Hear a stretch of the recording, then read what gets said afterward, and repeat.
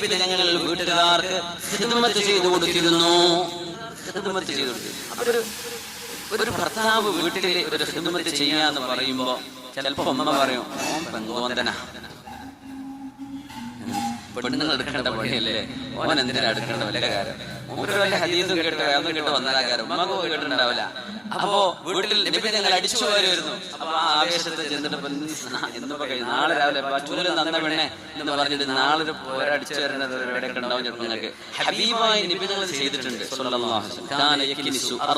നബി ഞങ്ങൾ വീട് അടിച്ചു വാരുമായിരുന്നു. പക്ഷെ പെണ്ണുങ്ങൾ എന്ന് മനസ്സിലാക്കരുത് എന്റെ ഭർത്താവ് ഒരു പെൺകോന്തനായിട്ടായി ചെയ്യുന്നത് എന്നല്ല പെണ്ണ് മനസ്സിലാക്കി. അയാളൊരു നല്ല മനുഷ്യനായതുകൊണ്ടായി ചെയ്യുന്നത്.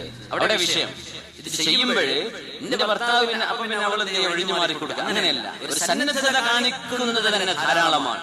അത് നിങ്ങൾ ചെയ്യണം, ഞാൻ ചെയ്തോളാം എന്ന് അവൾ പറയുന്നിടത്താണ് അവൾ വിജയിക്കുന്നത്.